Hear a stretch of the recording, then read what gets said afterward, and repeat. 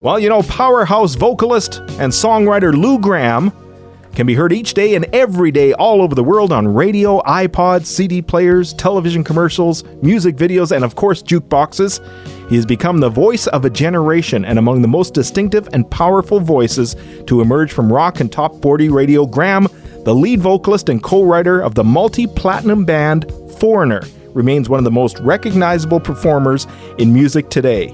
Lou Gramm, the vocalist on 20 top 40 singles, which continue to drive sales of nearly 80 million albums worldwide. Now, nearly 3 decades after the debut of Foreigner, Lou Gramm returns with a hot new band and a dynamic live show that is making a stop right here in Edmonton.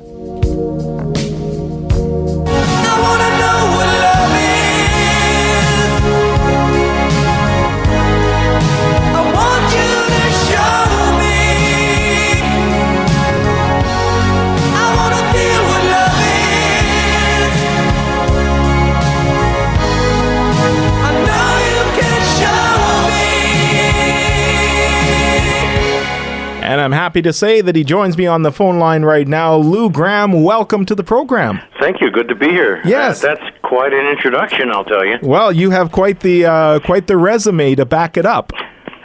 Thank you very much. You know, man, oh man, when you think back to when it all started for you with Foreigner, and here you are all these years later, take us back to the beginning and how it did start for you to get involved in such a band that made such a difference through the 70s, 80s, and the 90s, and you yourself continuing today.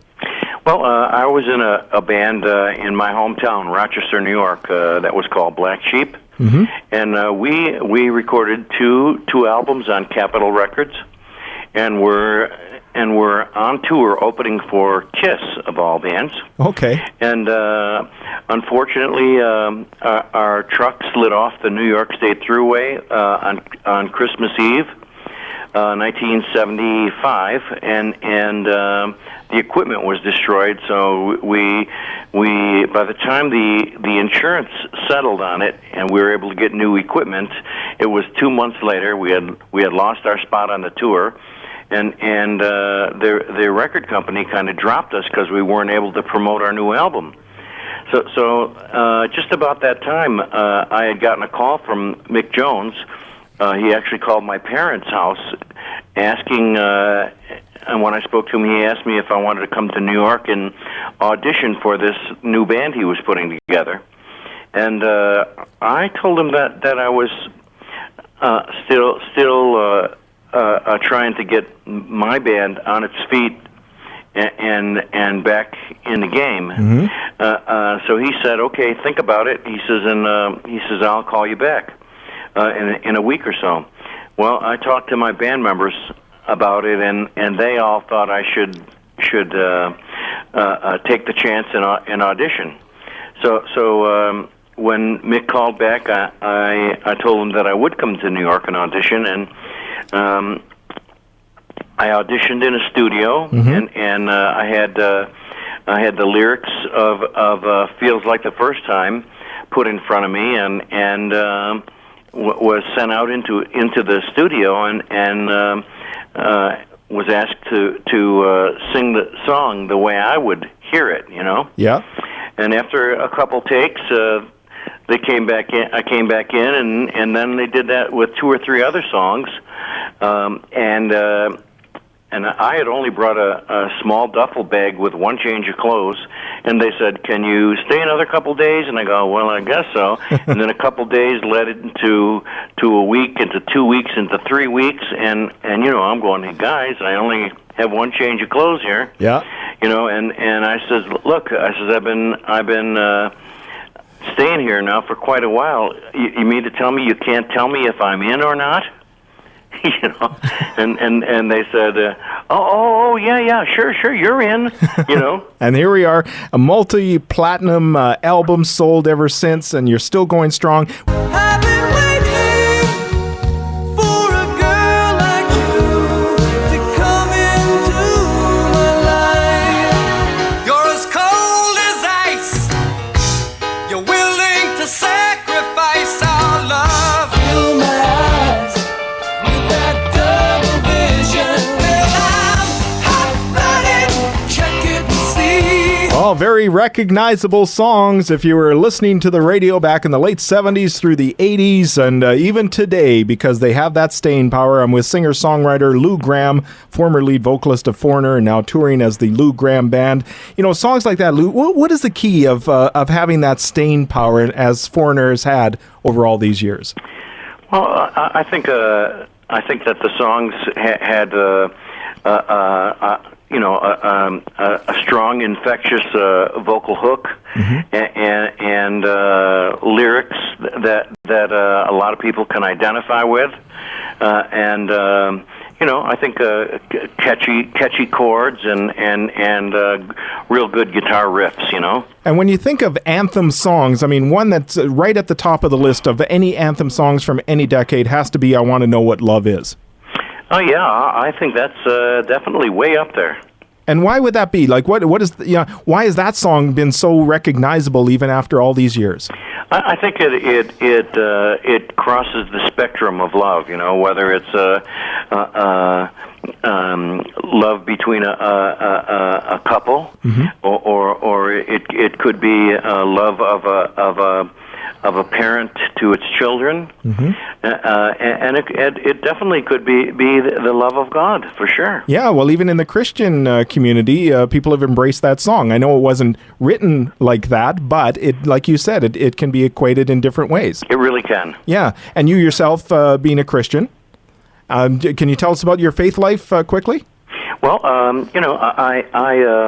in about 1992, after Foreigner had been together for a number of years, and it seemed that we were either touring or in the studio. It was pretty nonstop, and my home life was falling apart. I was missing a lot of my two boys growing up, and I had developed some bad habits. And like anybody who thinks that they're strong, that I thought that I could start and stop whenever I felt like it. But I really, at that point, I realized that it had a hold on me, and that I needed help. And although I went to a real good rehab in Minnesota, Hazelton. I definitely knew that I needed more than even that place could give me, and that's when I gave my heart to the Lord and asked for the kind of help that only He could give me, and it was at that point that I started to live differently and put my importance on the real things that matter. Mm-hmm. Did you grow up in a Christian family? Well, my dad's side of the family was Baptist, and my mom's side was Roman Catholic.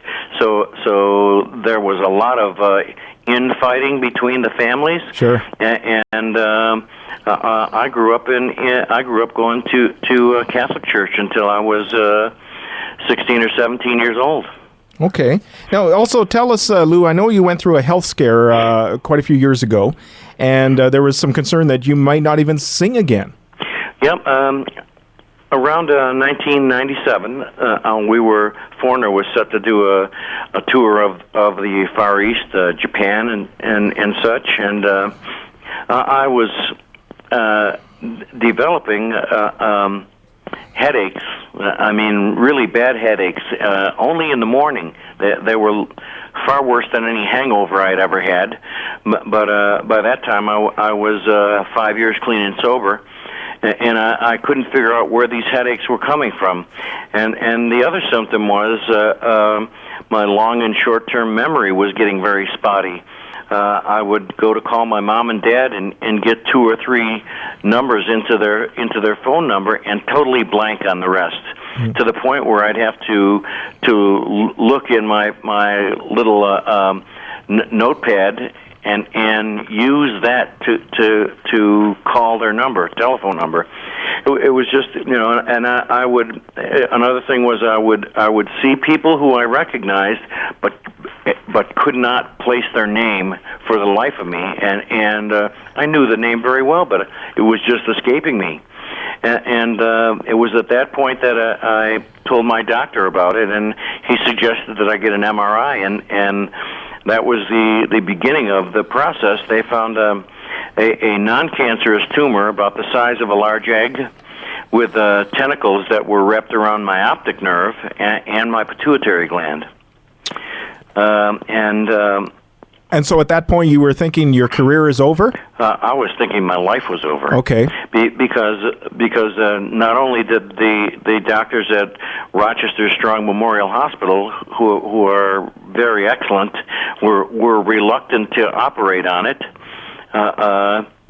They sent me to a specialist in Manhattan.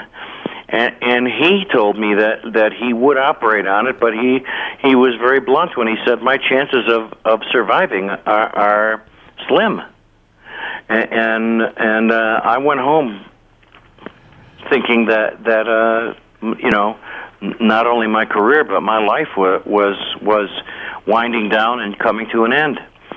And I happened to be watching 2020, and I saw a Dr. Black at Brigham and Women's Hospital in Boston, who was the purveyor of laser surgery, and that is surgery using a laser on tumors that were previously considered inoperable. And at the end of the segment, they had a telephone number on there, which I wrote down, and at 7 o'clock the next morning, I was on the phone to Dr. Black's personal secretary, who told me, this was on a Tuesday, who told me they had a cancellation on Thursday, and could I jump on a plane today to Boston to take some tests. And sure enough, about 5 in the morning, Thursday morning, I was being wheeled into the operating room, and I was way deep in prayer. Yep. And God answered that prayer?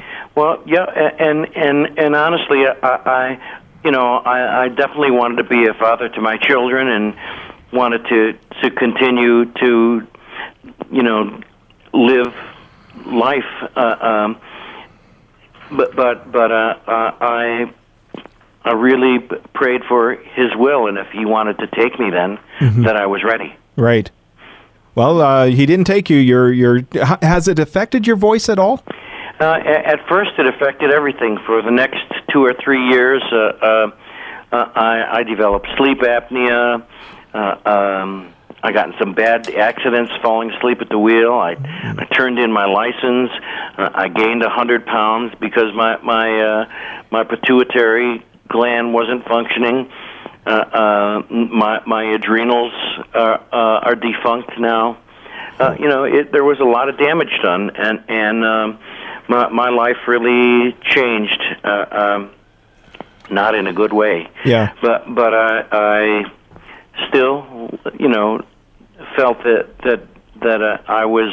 God knew what that reason was, and I was determined that at that point, the next album I made would be a Christian album. And I wanted to lift the Lord's name up and